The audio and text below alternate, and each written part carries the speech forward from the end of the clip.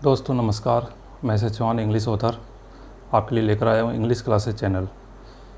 जो students first grade teacher, second grade teacher, third grade teacher, SSC, banks आदि की तैयारी कर रहे हैं तो उनके लिए ये चैनल बहुत ही उपयोगी साबित होने वाला है। तो मेरा आपसे अनुरोध है कि आप ज़्यादा से ज़्यादा इस चैनल को सब्सक्राइब करें और इसका जो लिंक है वो अपने दोस्तों को शेयर करें ताकि वो इसका लाभ उठा सकें। तो दोस्तों आज हम अपनी पहली क्लास शुरू करते हैं सब्जेक्ट वर्ब एग्रीमेंट से।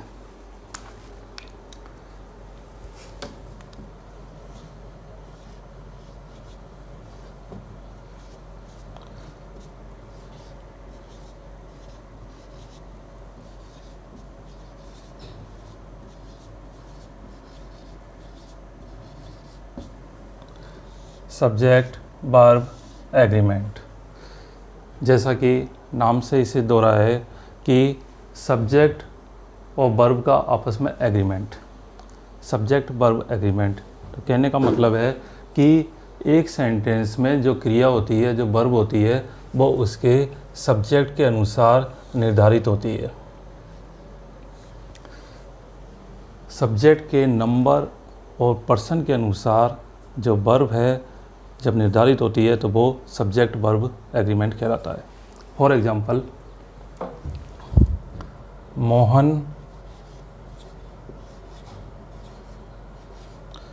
इज टेकिंग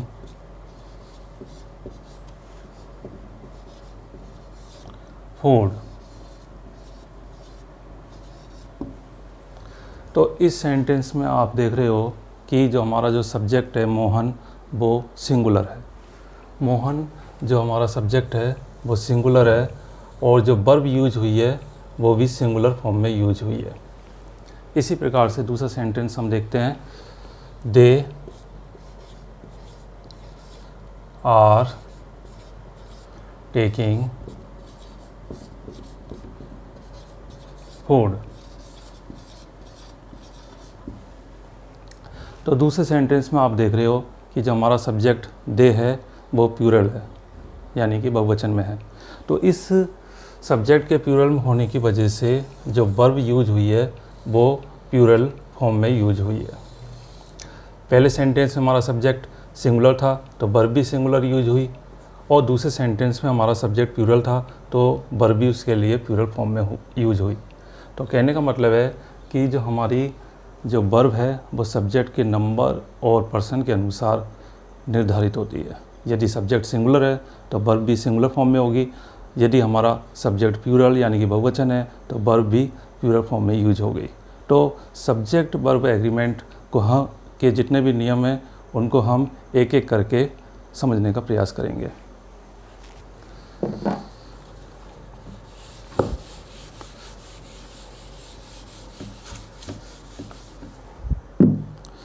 रूल नंबर 1,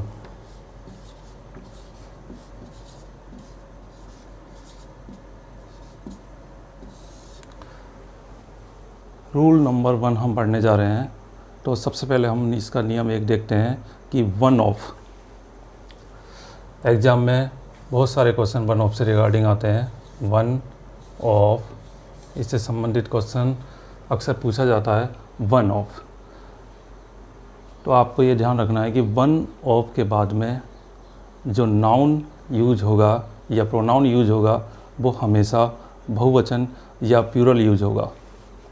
तो वन ऑफ के बाद में नाउन और प्रोनाउन जो है वो प्लूरल होगा, प्लूरल नाउन यूज होगा या प्लूरल प्रोनाउन यूज होगा,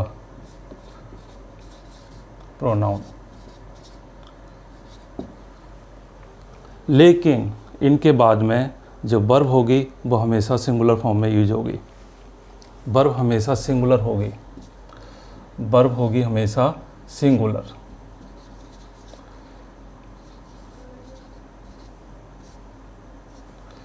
तो ये नियम आपको ध्यान रखना है कि वन ऑफ के बाद में नाउन और प्रोनाउन जो हैं वो हमेशा प्लूरल होंगे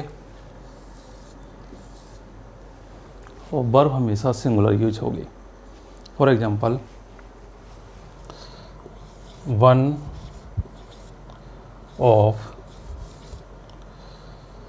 द स्टूडेंट्स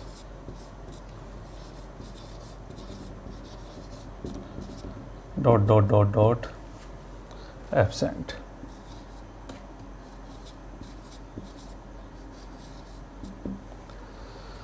ये हमारा एक सेंटेंस है, one of the students dot absent. अब इस सेंटेंस के लिए मैं 4 ऑप्शन लिखता हूँ। A were B have C H D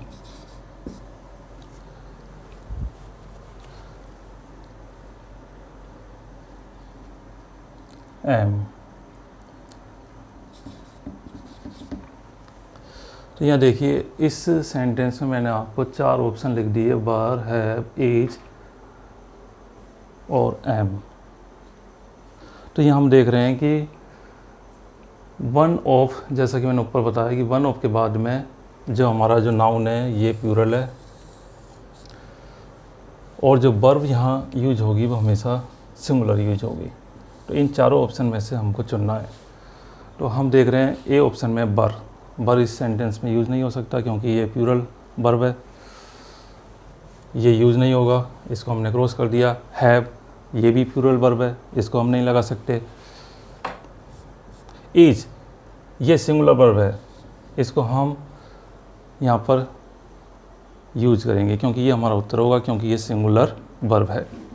चौथा डी ऑप्शन में एम केवल आपको पता है कि केवल ये आई के साथ में लगता है और किसी भी सब्जेक्ट के लिए ये यूज कभी नहीं होगा। एम केवल हमेशा और हमेशा केवल आई के साथ आता है, ये किसी भी सब्जेक्ट के साथ में नहीं लगेगा। तो हमारा उत्तर हुआ एज, इसमें हमारा उत्तर हो गया एज। तो वन ऑफ के बाद नाउन प्रोनाउन ये यूज होगा, वो प्लूरल होगा। इस सेंटेंस में नाउन है तो ये प्लूरल फॉर्म में है, लेकिन जो वर्ब यूज हुई है ये सिंगुलर है। तो वर्ब हमेशा वन ऑफ के बाद में सिंगुलर यूज होगी, क्योंकि ये जो वर्ब है ये वन के कारण सिंगुलर हुई है। यहाँ पर ऑफ से पहले जो वन लगा हुआ है यानी कि एक, तो इसके कारण ये जो वर्ब है वो सिंगुलर यूज हुई है। तो one of the students is absent. तो जब भी आपके एग्ज़ाम में इस प्रकार का सवाल आता है तो आपको ये ध्यान रखना है कि हमारा जो उत्तर होगा वो हमेशा सिंगुलर वर्ब ही हमारा उत्तर होगा। जैसा कि इस सेंटेंस में हम देख रहे हैं हमारा उत्तर है एज। एक और एग्जांपल लेते हैं।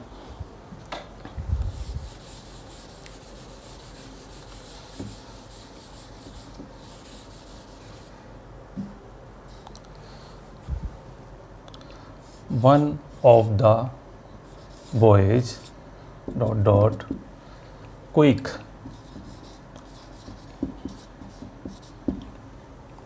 चार ऑप्शन में लिख रहा हूँ इसके, ए आर बी बर सी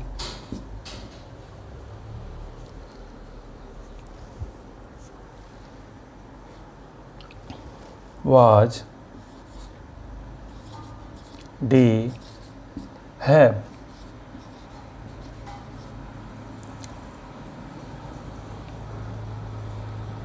तो आपको इस रूल को हमेशा याद रखना है कि वन ऑफ के बाद में वर्ब हमेशा सिंगुलर यूज होगी। जैसा आप देख रहे हैं इस सेंटेंस जो आपके सामने है इसमें वन ऑफ से शुरू है, तो आपको ये ध्यान रखना है कि इसके बाद में जो वर्ब आएगी वो हमेशा सिंगुलर आएगी। तो इन चारों ऑप्शन में से हमको चुनना है। तो इन चारों ऑप्शन में हम पहला देखते हैं आर, ये प्लूरल वर्ब है, ये यूज नहीं हो सकती। इसके बाद ये बर, ये भी प्लूरल वर्ब है, ये भी यूज नहीं हो सकती। सी वाज, ये सिंगुलर वर्ब है, तो ये हमारा उत्तर होगा वाज। हैव, ये भी प्लूरल वर्ब है, ये हमारा उत्तर नहीं हो सकती। तो हमारा जो उत्तर हुआ वो हुआ वाज। अब इसकी एक मैट्रिक आपको बता देता हूँ कि हमारा जो उत्तर होगा वो अधिकांशतः इज, वाज या हैज में से हमारा उत्तर होगा। अभी तक हमने जितने भी सेंटेंस पढ़े तो हमारा उत्तर पहले में इज था, दूसरे में वाज था, या फिर हैज भी हो सकता है, क्योंकि ये वर्ब जो हैं ये सिंगुलर वर्ब हैं और ये वन ऑफ के बाद में यूज होंगी। तो अधिकांशतः हमारा उत्तर इनमें से हो सकता है इज, वाज, हैज। तो आपको जल्दी से ये क्वेश्चन हल करना है, तो आप चारों ऑप्शन में देख लीजिए कि इन तीनों में से कोई आ रहा है तो वो हमारा उत्तर हो सकता है। ज़रूरी नहीं है कि ऐसा हो, लेकिन हमारा जो उत्तर हमको जल्दी अगर पता करना है हमको, तो ये हमारे लिए ट्रिक है आपके लिए कि इज, वाज, हैज ये हमारा उत्तर हो सकता है। सपोज कीजिए इस सेंटेंस में वाज लगाया गया है, अगर मैं इस सेंटेंस में थोड़ा सा चेंज करके एक और लिखता हूँ,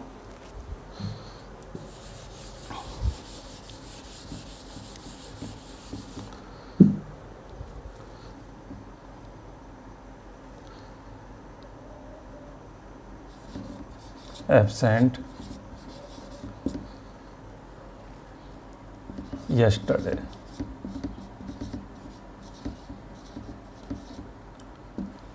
इसमें मैं चार ऑप्शन लिख रहा हूँ, A, as, B, was, C, are, D, were.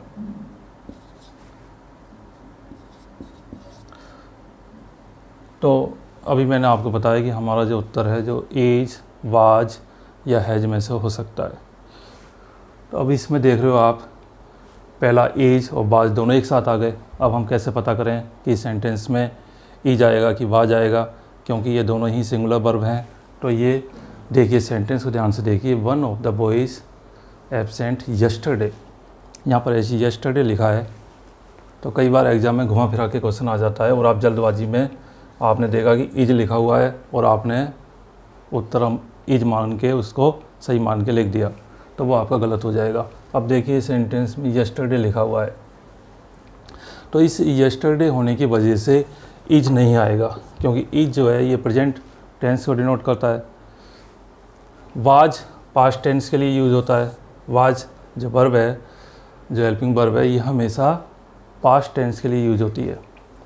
तो यस्टरडे जो है ये पास्ट टेंस को बता रहा है, तो इसके लिए हमारा जो उत्तर होगा वो इज ना होकर वाज होगा। सी और डी हमारा उत्तर नहीं होगा, क्योंकि वन ऑफ के बाद में आपको पता है कि जो वर्ब है वो हमेशा सिंगुलर यूज होती है। इसलिए हम आर और वर को तो लिख ही नहीं सकते, यूज ही नहीं कर सकते, ये हमारा उत्तर नहीं होगा। तो हमारा उत्तर क्या हो गया, वाज हो गया।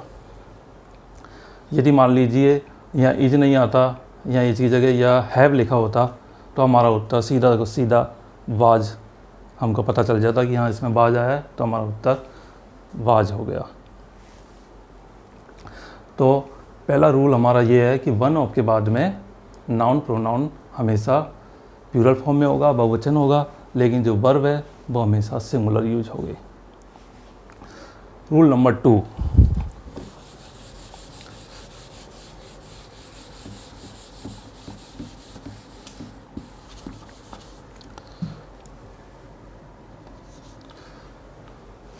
रूल नंबर 2, यदि सेंटेंस नथिंग बट से शुरू है, नथिंग बट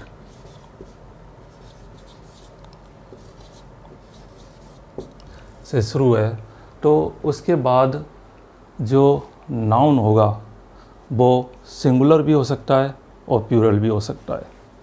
नाउन जो है हमारा नथिंग बट के बाद में जो नाउन यूज होगा वो सिंगुलर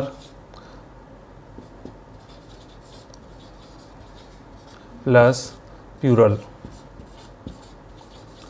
दोनों यूज हो सकता है, लेकिन जो वर्ब यूज होगी वो हमेशा सिंगुलर फॉर्म में होगी, लेकिन जो वर्ब है वो हमेशा एक वचन में प्रयुक्त होगी। वर्ब हमारी हमेशा सिंगुलर होगी।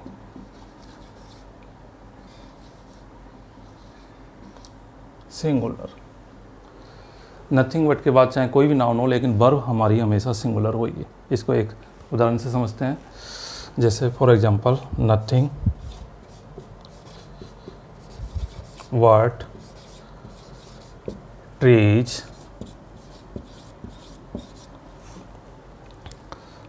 was seen। एक और एग्जांपल लेते हैं नीचे सिंगुलर नाउन के लिए। Nothing what water was seen। तो आप यहाँ देख रहे हो पहले सेंटेंस में जो ट्रीज है, जो नाउन है, ये प्लूरल है। दूसरे सेंटेंस में वाटर जो है ये नाउन जो है अनकाउंटेबल नाउन है। तो नाउन चाहे काउंटेबल हो या अनकाउंटेबल हो, तो क्रिया हमेशा सिंगुलर ही यूज करनी है। तो दोनों सेंटेंस में आप देख रहे हो कि जो क्रिया यूज हुई है, वर्ब यूज हुई है, वो सिंगुलर फॉर्म में है।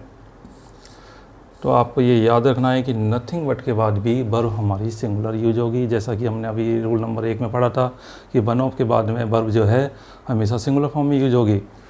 इसी प्रकार से नथिंग बट के बाद भी हमारी जो वर्ब है वो हमेशा सिंगुलर फॉर्म में होगी।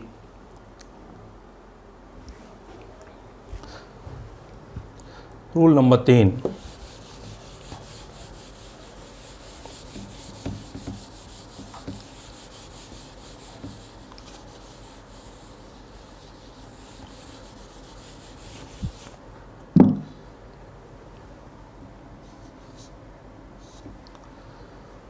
रूल नंबर 3 ये भी बड़ा इम्पोर्टेंट है और परीक्षा में अक्सर इससे संबंधित क्वेश्चन पूछे जाते हैं। मैनी ए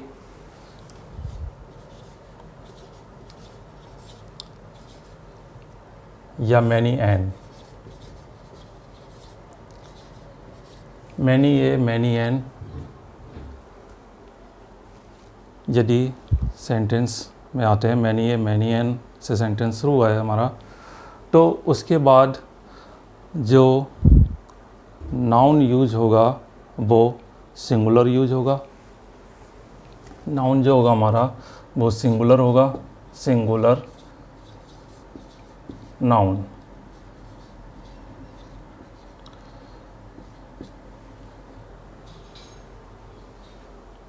और जो वर्ब यूज होगी वो भी हमारी एक वचन में प्रयुक्त होगी, एक वचन में यूज होगी, यानी कि सिंगुलर होगी। वर्ब हमारी सिंगुलर होगी, singular verb.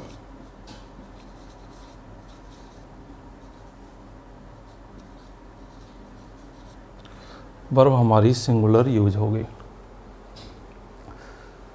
Many a many N, इसके बाद में सिंगुलर नाउन और वर्ब हमारी सिंगुलर फॉर्म में होगी। फॉर एग्जांपल, मैनी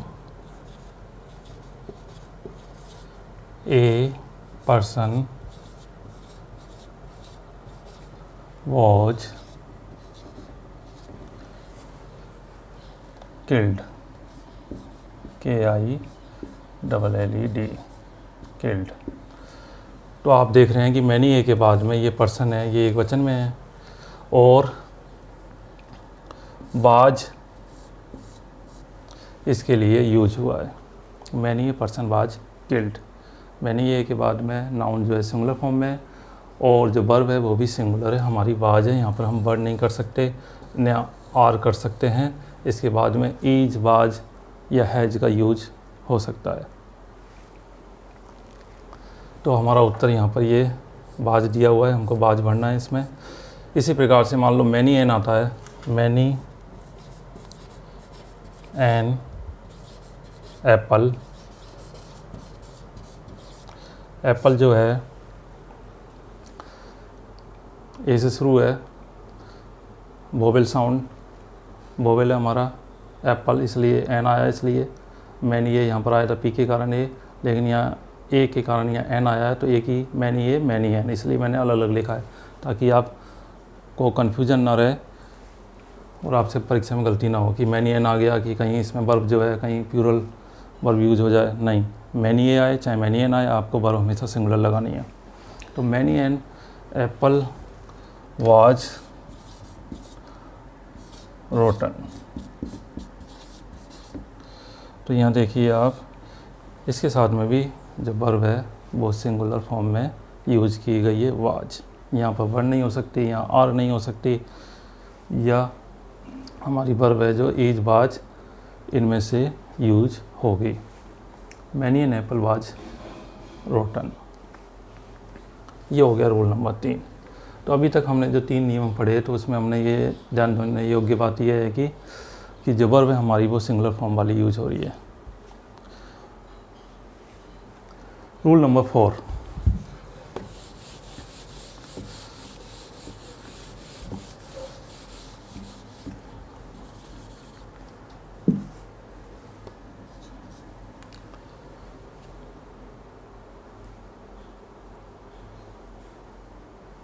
यदि किसी प्रपोजिशन से पहले और उस प्रपोजिशन के बाद में ठीक वही नाउन आता है, यानी कि नाउन को दोहराया जाता है, तो उसके बाद में जो नाउन होगी आएगी उसके बाद में, यानी प्रपोजिशन से पहले और बाद में वो सिंगुलर फॉर्म में होगी, और उसके बाद जो क्रिया यूज होगी वो भी सिंगुलर फॉर्म में होगी। कहने का मतलब है रूल नंबर 4 में देखो कि नाउन और कोई प्रपोजिशन आ गया,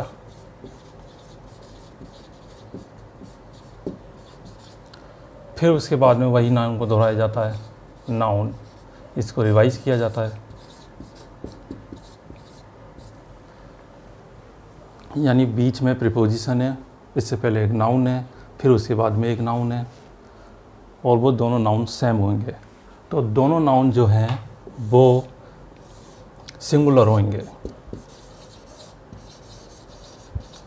तो इन दोनों नाउन एक जैसी देखने पर कई बार ऐसा गलती हो जाती है कि आप जो वर्ब है वो प्लूरल फॉर्म वाली यूज कर देते हैं, जबकि प्रीपोजिशन से पहले जो नाउन आया वही उसके बाद दोहराया जाता है, तो उसके बाद में हमेशा सिंगुलर वर्ब का यूज होगा।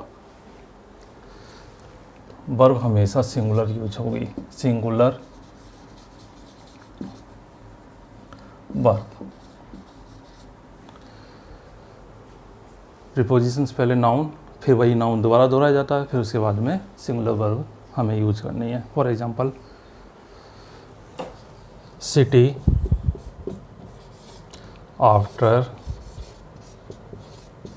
City was destroyed। City after city was destroyed। तो यहाँ देखिए ये प्रपोजिशन है,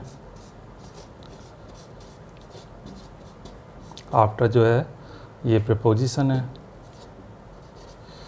इससे पहले ये नाउन है, फिर उसके बाद में उसी नाउन को यहाँ पर दोहराया गया है, city after city, same noun है ये, और दोनों सिंगुलर में है, और उनके बाद में जो वर्ब यूज की गई है वो भी सिंगुलर में है।